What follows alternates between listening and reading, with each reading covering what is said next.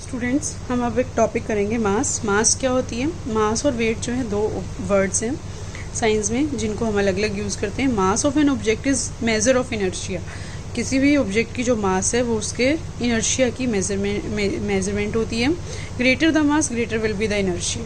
जितनी ज़्यादा मास होगी उतनी ज़्यादा इनर्शिया होगी। इनर्शिया आपको याद होगा, लास्ट लेसन में हमने पढ़ा था कि किसी भी ऑब्जेक्ट की जो टेंडेंसी होती है, अगर वो स्टेट ऑफ रेस्ट में है तो वो उसी में रहने की कोशिश करती है, अगर वो स्टेट ऑफ मोशन में है तो वो मोशन में रहने की कोशिश करती है। ठीक है, mass remains the same whether the object is on the earth. ठीक है, और ये मास चाहे हम अर्थ पे हैं, चाहे मून पे हैं या आउटर स्पेस में, हमेशा सेम रहती है। मैं ये बताना चाह रही थी आपको कि अगर हम एक इक्वल साइज़ की एक बॉल लेते हैं और एक स्टोन लेते हैं, दोनों का वेट अलग, मास अलग अलग है। ठीक है, अगर हम बॉल को किक मारते हैं, यदि हम बॉल को किक मारते हैं तो वो काफ़ी दूर तक फ्लाई कर जाती है, लेकिन उतने ही साइज़ के लेकिन ज़्यादा मास वाले स्टोन को अगर हम किक करते हैं तो वो हिलता भी नहीं है, बल्कि हमारे पैर में चोट लग जाती है। तो ऐसा क्यों हुआ? क्योंकि जो इनर्शिया था वो स्टोन का ज़्यादा था और बॉल का कम था। ठीक है, तो जिसका जितना इनर्शिया होता है उसका उतना ही मास होता है और ये हमेशा सेम रहता है। ठीक है, now second topic is weight. Weight क्या होता है? वेट इज़ एक्चुअली में weight on object is the force with which it is attracted towards the earth. ठीक है, तो वेट एक ऐसी फिजिकल क्वांटिटी है जिसकी वजह से जो ग्रेविटेशन फोर्स हमारी बॉडी के ऊपर लग रहा है उसकी वजह से जो चीज़ें अट्रैक्ट हो रही हैं, that is called the weight. Force is equal to m into g. The force of attraction of the earth of an object is known as weight of the object. ठीक है, अगर अर्थ के ऊपर कोई ऑब्जेक्ट है और उसके ऊपर जितना फोर्स ऑफ अट्रैक्शन लग रहा है उसे हम वेट कहते हैं, and it is denoted by w। So we have w is equal to m into G. ठीक है, m is the mass of the object and g is the gravity और ग्रेविटेशनल फोर्स। ऐसा unit of weight is same as that the unit of force is equal to unit of mass into unit of G, and unit of force जो है it is n, तो इसको हम जो है n से denote करेंगे। ठीक है, as value of varies from place to place, the weight of a given object changes from place to place and also going on other planets and on the moon. जो value of g है, ये जी की जो value है ये वैसे तो constant रहती है, लेकिन हर प्लेस पे अलग अलग प्लेसेस पे अलग अलग बढ़ती रहती है। ठीक है, एक प्लेस पे कांस्टेंट होती है लेकिन अलग अलग प्लेसेस पे ये बढ़ती घटती रहती है। तो वेट जो है किसी भी ऑब्जेक्ट का दिया हुआ वेट जो है एक प्लेस से दूसरे प्लेस पे जाने पे चेंज हो जाता है। अगर हम दूसरे प्लैनेट्स पे जा रहे हैं या मून पे जा रहे हैं तो वहाँ पे भी हमारा वेट अलग। वैल्यू ऑफ जी जो है जीरो भी हो सकती है, तो weight of an object can be zero. अगर किसी प्लेस पे ऐसा हो कि वैल्यू ऑफ जी जो है जीरो हो जाती है तो वहाँ पे उस ऑब्जेक्ट का वेट भी जीरो हो जाएगा।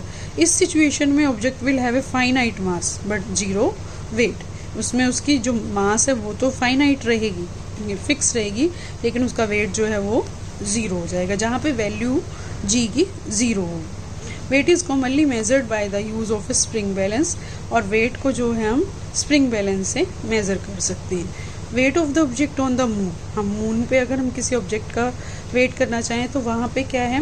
Weight of an object on the moon is the force of attraction of the moon on the object. जैसे अर्थ पे है कि हमारा अर्थ पे वेट कैसे है कि जितने ग्रेविटी से अर्थ ने हमें अट्रैक्ट किया उतना ही हमारा वेट है, उसी तरह से मून ने जितनी उसके फोर्स ऑफ अट्रैक्शन लगाई उतना ही वहाँ पे वेट होगा।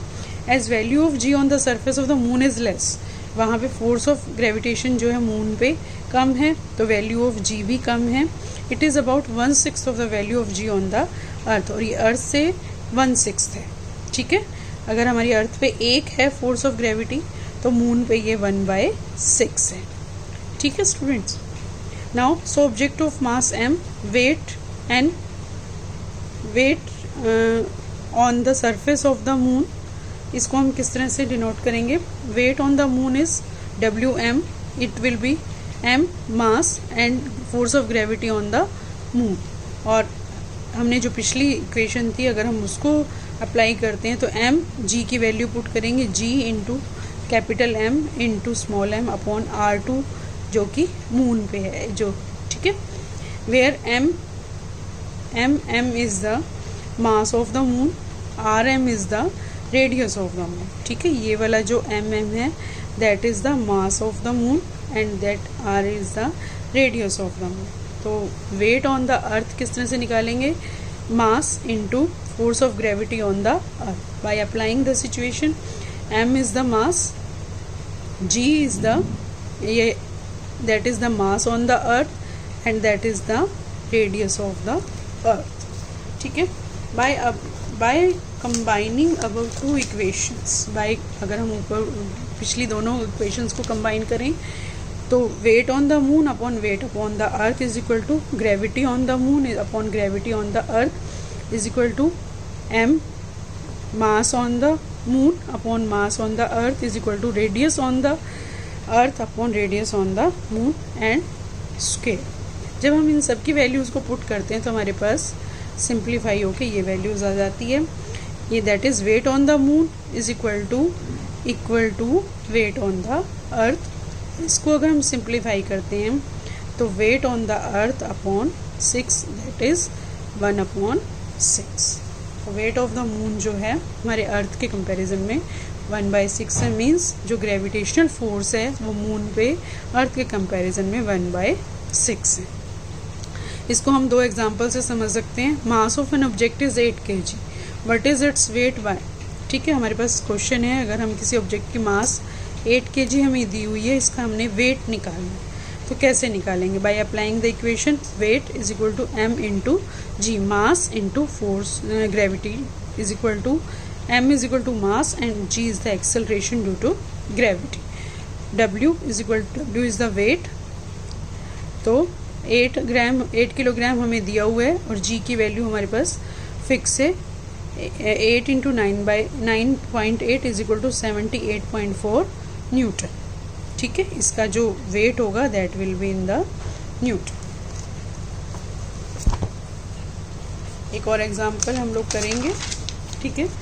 That is second example. A man weighs 600 Newton on the earth.